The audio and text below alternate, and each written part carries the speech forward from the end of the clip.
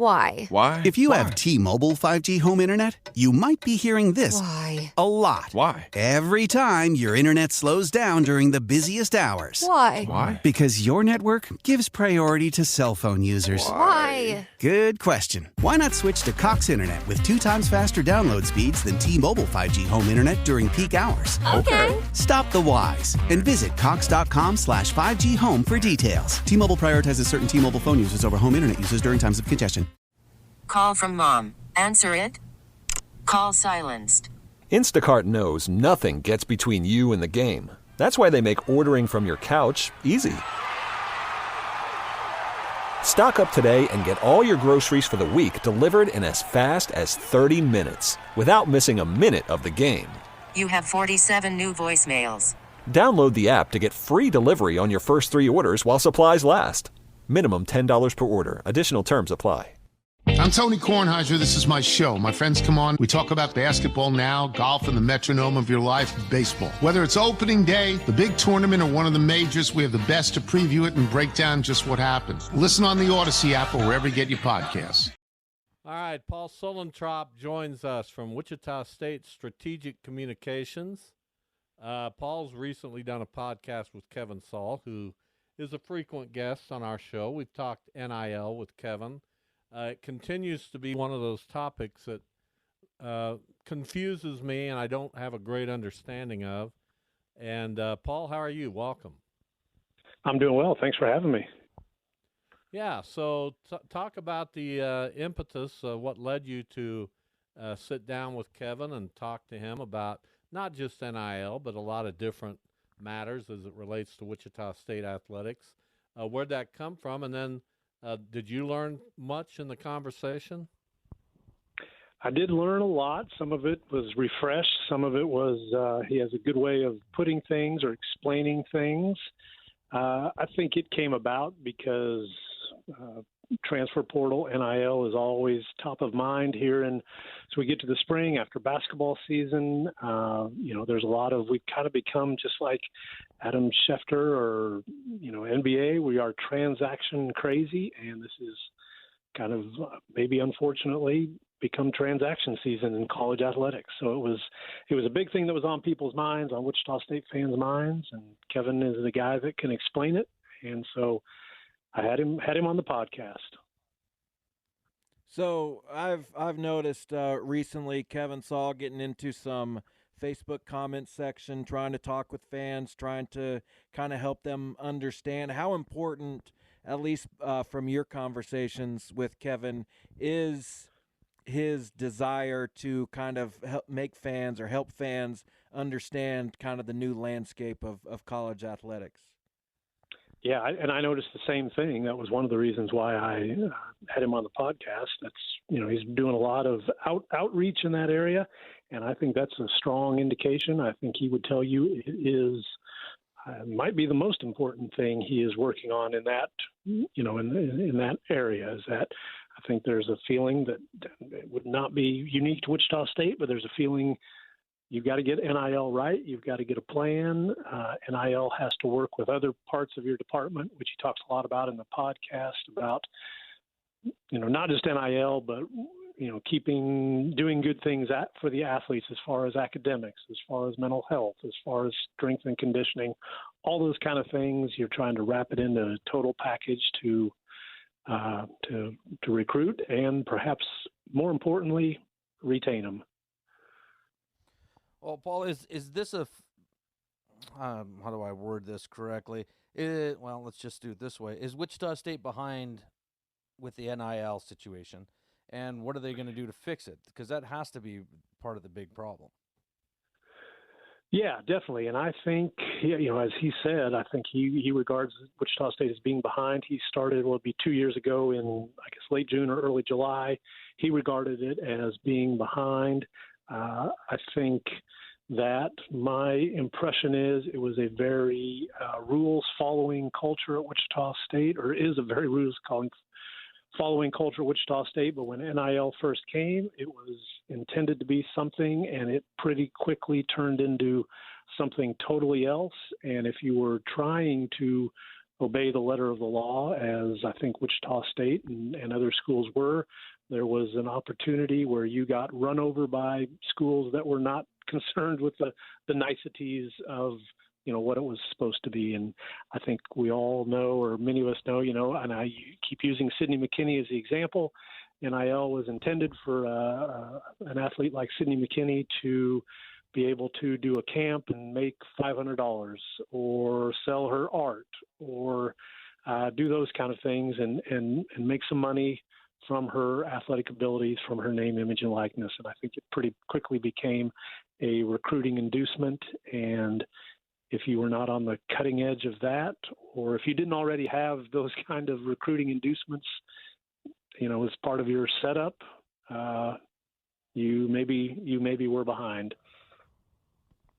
Well, and Paul, and I'd said before this started, it's just going to turn into free agency, which is kind of basically what has happened. But do you think that I'm not against the students making some money or getting some money, but don't you think there has to be some sort of way that we can put a structure in for each school and you abide by that? Do you think that would work, or do you think you just kind of get rid of it? Because it's not working where it is right now. Or what does Kevin because I don't know that Paul has probably opinions, but I'm asking for Paul's opinion. Structure, I guess one of the issues is the NCAA tried structure. That has not worked, and it has not worked, I think, and again, Kevin would be better to answer these questions than I have, but if you're following the NCAA at all, they lose basically every court case. And they have issues. We like to blame the NCAA. The NCAA is a group of member schools that vote on rules, decide on rules, policies, all that kind of stuff. So you don't have to go very far back to where you see the NCAA said, we're going to do it this way, maybe on transfers. And then a month later, they will be sued by their own member institutions to change that, or how NIL is operated. So it's a difficult issue. And so when you say structure, I think all of us fans would like to know that, these players or these athletes are going to be around for 4 years, those kind of things.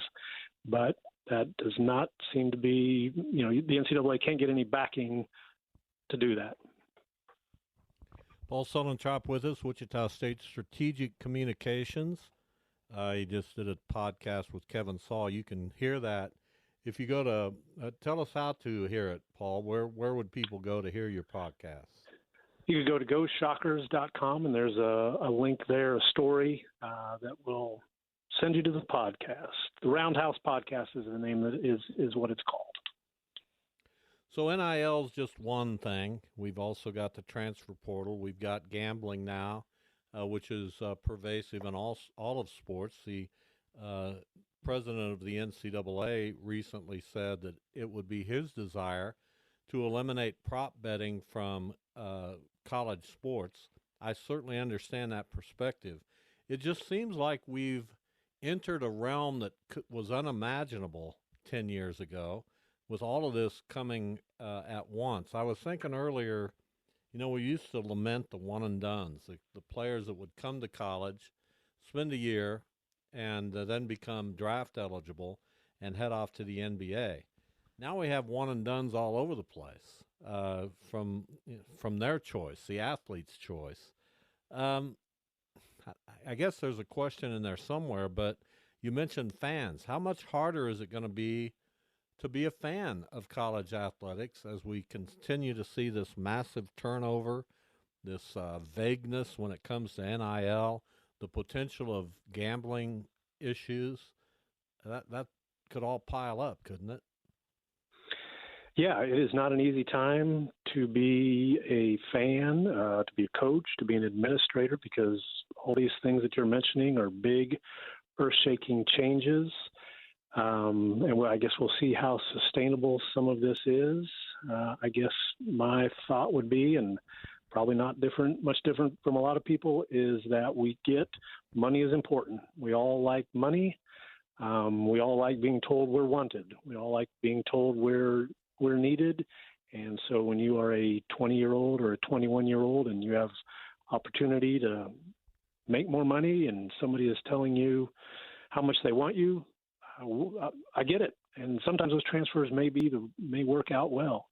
But I also think that we also know, I mean, we were all 20 or 21 at one point, and we all maybe made some poor decisions.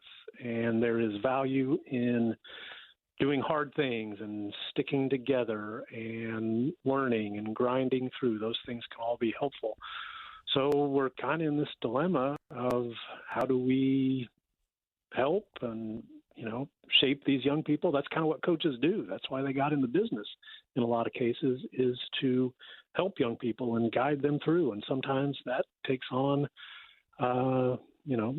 uncomfortable feelings. I think that's the way Kevin Saal described it. So how are we getting through all this? Boy, it's choppy right now. And I think that, as Kevin would say, you've got to do the best you possibly can as far as providing the athletes good mental health care, good physical care, good academics, and then make your school, in this case Wichita State, a difficult place to leave.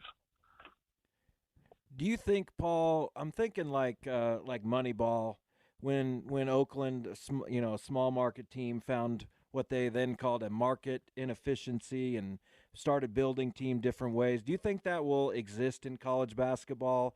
Can a school just, hey, we're going to just recruit out of high school and play freshmen and hope to develop them?